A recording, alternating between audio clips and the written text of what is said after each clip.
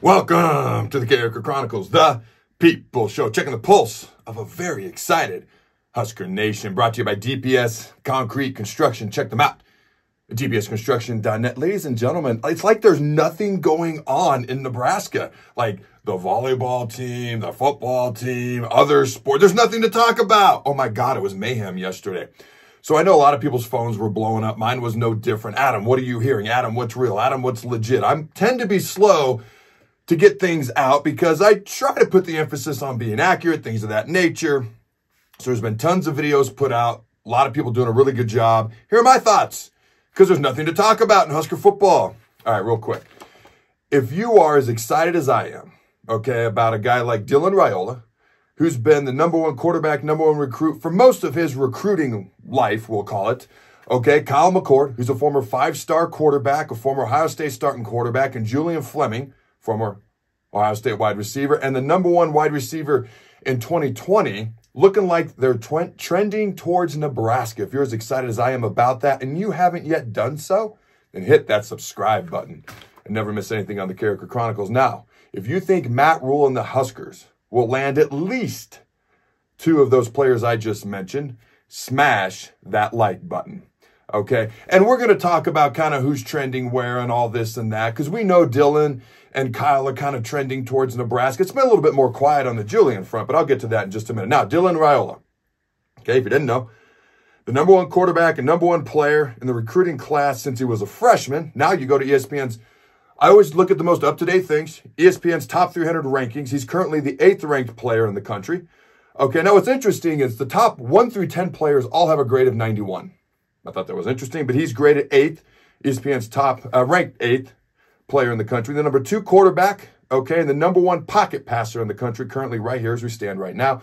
If you don't know, he's a legacy player, potentially, here at the University of Nebraska. His dad, Dominic, was an All-American center, okay, Remington Award winner here at the University of Nebraska. His uncle, Donovan, coaches the offensive line right now, who, by the way, Donovan just got an extra year on his contract and a 53% raise as of yesterday, or at least it was announced yesterday. All right. Now, he's an incredibly talented, talk about Dylan, incredibly talented player. And I will say this, he reminds me at times of a young Patrick Mahomes. And I'm not saying that's who he's going to be, not putting undue pressure on him. But it's like, hey, you watch this guy, who's he remind you of? At times, he reminds me of him, okay? He's got a bright future, high potential, that's all I'm saying. Now, we could potentially have 2 5-star quarterbacks in our quarterback room in the very near future here at the University of Nebraska. Now, how did this come about with Dylan? Now, here's what I know. I know something happened last week when Raiola's family was on campus at Georgia.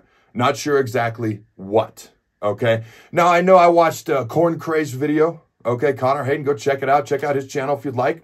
He does a great job. He kind of speculated that also maybe that word compete, okay, doesn't thrill, Dylan. And here's why. Here's why. Because, a place like Georgia, okay, they're going to be recruiting 5-star quarterbacks year after year after year, which they are, okay? But it's because the family is so confident that Dylan's a difference maker, and it doesn't really matter where he goes. He's going to be that difference maker, okay? So that was something that's been thrown out there, okay? Now, I also think Matt Rhule has a great relationship with Dylan and the Raiola family as well. Okay, now, when you look at Dylan's senior season last year, they moved to Buford, Georgia, okay? Now, he had a good senior season last year, maybe not quite what they had hoped, but again, when you have such high expectations, okay, you got to keep everything in perspective, everything's relative. Now, for me, I think this could be huge for Nebraska, and that's obvious, but I'd be remiss if I didn't point some things out, because you're always going to get all the facts that I know and I have with me, because the facts are what they are, and facts don't care about your feelings. So here are a couple things. I'd be remiss if I didn't just share them with you fine folks. Dylan has been a part of 4 different high schools, okay, in 3 different states, Texas, Arizona, and Buford. Okay, they moved to Buford after he committed to Georgia, and he's obviously transferred multiple times, okay?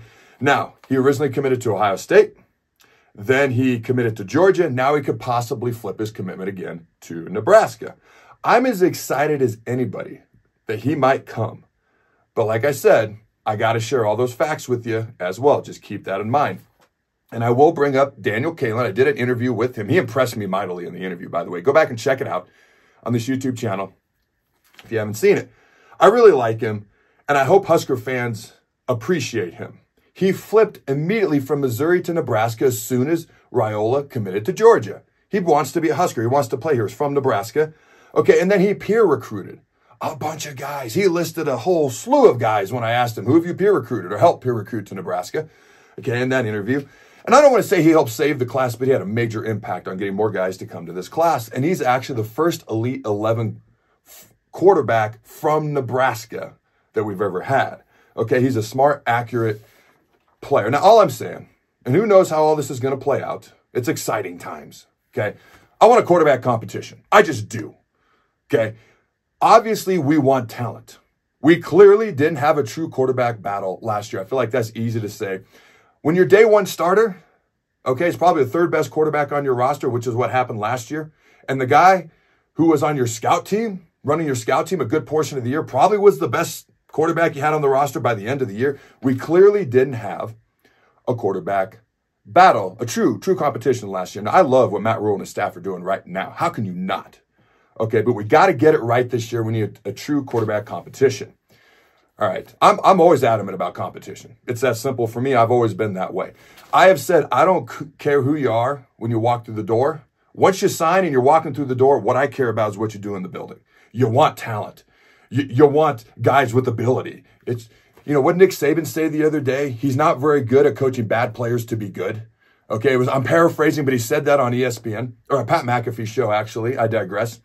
Okay, but I've never met a coach that's good at coaching bad players to be good. Not typically, anyways. All right. Now, Kyle McCord. He was spotted on a flight to Omaha yesterday by Greg Smith. All right. Now, I'm thinking about, because Matt Rhule likes to build programs. He likes to build programs. I don't think you have quite the time you used to when you want to build programs. The transfer portal, NIL. It's not the same as the last time Matt Rhule was in college football. And I think he recognizes that. I think he also recognized that at Carolina, maybe he should have done some things. And by the way, Carolina's awful this year, so it clearly wasn't Matt Rhule. But my point is, I think he probably recognizes maybe use free agency a little bit to speed up that building process. Well, free agency in college football is, let's be honest, the transfer portal and NIL. And we clearly, he never really had a great quarterback at Carolina. We clearly needed an upgraded quarterback. So why not do what he's doing now and try to get upgrades, whether it's getting a recruit to flip, whether it's the transfer portal, NIL, whatever the case may be at the quarterback position, and accelerate what he's already doing here at the University of Nebraska, which is several things that have been improved. Yeah, there were some games last year I'm just like, what the? But there are things that undeniably are better, okay? And when you have the amount of players staying at Nebraska that are staying, that speaks volumes too. All right, so I completely went off my notes here. Let me try to find my way back here. All right, now the next thing I got here is Kyle McCord's a pocket passer. All right, last year we ran a lot with our quarterbacks. So clearly, okay, there is a shift in offensive philosophy that's going to happen, and a change that's going to be going forward in the future. And even Dylan Raiola is more of a pocket passer, even though he moves around more than Kyle McCord did. So there's clearly a little bit of a shift. Now, if you're an Ohio State fan, okay, one of the things they've said about Kyle McCord is that maybe he did not push the ball downfield as much as they would have liked. Okay, now he's efficient, he's accurate, he takes care of the ball pretty well. All right, he completed 65.8% of his passes last year. Nebraska's quarterbacks combined completed 52% of their passes. McCord had 24 touchdowns, 6 interceptions on the year.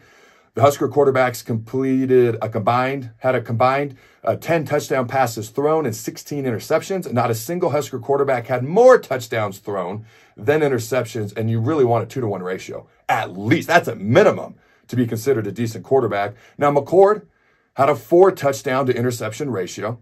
Okay, now he's not a dual threat quarterback. Like I mentioned, he's a true pocket passer. Okay, now if you want to follow a good account on Twitter, check out @HuskGuys. Okay, now here's what he said. Ohio State fans out here acting like McCord is a Division II quarterback. He finished 7th all-time in single-season passing yards, 11th all-time in single-season passing touchdowns, 7th all-time in single-season completions, 10th best passing efficiency all-time, 11 wins and a top 10 passing season in their storied 100-plus year history just wasn't enough for Husker fans. Okay, so in 2023, McCord finished with 3,170 passing yards, the 7th best season by a quarterback in Ohio State history behind Dwayne Haskins. Okay, C.J. Stroud twice, Joe Germain, Justin Fields, Bobby Hoying. McCord's 3,170 passing yards is more than J.T. Barrett, Art Slichter, Troy Smith, Braxton Miller, and ever had in a single season. Now, in fairness, every single one of those guys I just mentioned ran the ball a lot better than McCord, to be fair. McCord finished with a 65.8% completion percentage, the sixth best in Ohio State history, behind Stroud twice, Fields twice, and Haskins.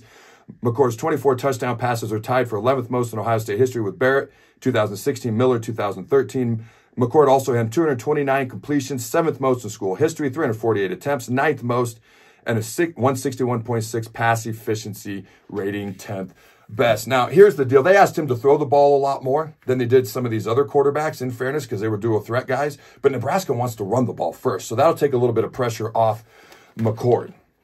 Okay, now again, here's all the facts. I was intrigued by a lot of these guys, by Fleming and by McCord. Like, what were you rated out of high school? What are you rated now in the transfer portal? So McCord was a 5-star coming out of high school, and he's a 4-star in the transfer portal, one of the top 5 transfer portal quarterbacks. So not bad, doing pretty good. Okay, now he's more of a game manager. And this is where Husker fans have to be appropriate with expectations. Yes, he's an upgrade. Yes, it's an improvement and better than what we had a year ago. Absolutely, unquestionable. But he's more of a game manager. Now, the Huskers had 5 losses last year by 1 score. If we just have a quarterback who's a game manager, efficient, takes care of the ball, we probably win 2, 3 more games, 7, 8. I don't want to go 9, 10 wins, but at least 7 to 8 wins. I think that's fair to say. Now, again, full disclosure, when you watch McCord and the toughest competition he faced, he led Ohio State on a game-winning drive versus Notre Dame. Okay, pretty good Notre Dame team, not great. When he played Penn State, I'll be honest with you, he didn't look great that day. They won, and Marvin Harrison was the difference in that game. He really was. Okay, they were clearly the better team than Penn State that day, even though it was only 8-point difference. But Marvin Harrison was the difference in that game. You watch the Michigan game. Ohio State played well. McCord actually played pretty good. He did have 2 interceptions in that game, and the game did end on a McCord interception. Just full disclosure when it comes to everything. You got to have appropriate expectations if he does indeed come here. And it's trending that way without a doubt. He's not someone who's just going to single-handedly win games for you. He's an efficient pocket passer who also had a top 10 QBR in the country last year, who will manage the game well for you. And yes, he was surrounded by elite talent at Ohio State last year. And we're not there just yet. You got to love what Rhule's doing right now, building, trying to get there. But we just need someone to take care of the ball and run the offense at Nebraska. That's all we need. And McCord just needs appropriate expectations, which maybe he didn't get at Ohio State. You know, you can debate whether that's right or wrong. As long as the appropriate expectations happen, this could be a really good fit.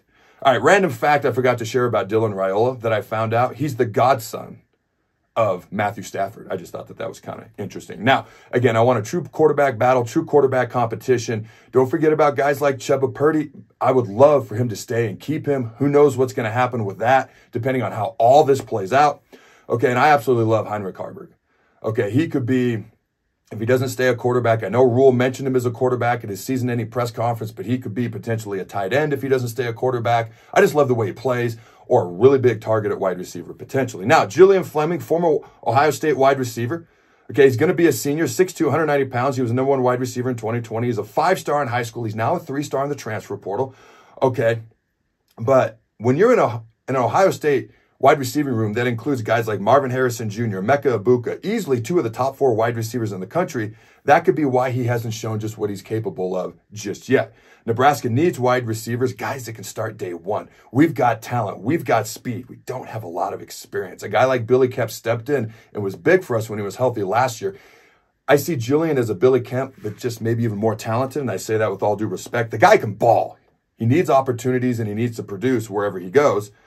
Okay, but he's that vet that we need potentially. Now, he's maybe not the best blocker in the world, and I know Rhule wants his wide receivers to block. And full disclosure, I know that Penn State and Kentucky are strongly in the mix for Fleming. It's Nebraska, Penn State, Kentucky. Nebraska's in the top 3. Penn State and Kentucky may have the slight edge right now, but I don't think there's a whole lot of separation. All right, I do want to mention 5th-year senior safety and Blackshirt's leading tackler, Isaac Gifford, and 6th-year senior, okay, position record holder for starts with 41 starts, Bryce Benhart, offensive tackle, have announced they're going to be back next season. All right, 3 questions for you fine folks. Who will be Nebraska's starting quarterback game 1 of next year? Let's just have some fun with that one. Number 2, yes or no. Simply say yes or no. Kyle McCord plus Dylan Raiola, plus Daniel Kalen, plus Chubba Purdy, will they all be in Nebraska's quarterback room next year? If they are, we'll have 2 Elite 11 quarterbacks in the room as well. All right, my third question, simply yes or no. Will Nebraska have a new quarterback coach next year? And I'm just going to throw that out there. Just going to toss that one out there to you fine folks. Yes or no? Will Nebraska have a new quarterback coach next year? Also, this show is brought to you by DPS Concrete Construction. Okay, your local concrete experts. Check them out at dpsconstruction.net. If you are a diesel mechanic, CDL driver, or concrete finisher looking for work in the Omaha metro area, DPS Construction and Jason Armstrong is the employer for you. You can also check out CarrikerChronicles.com. It's where all your football hopes and dreams will come true. It's just science. Have a great day. Go Big Red Nose. Remember to throw the bug.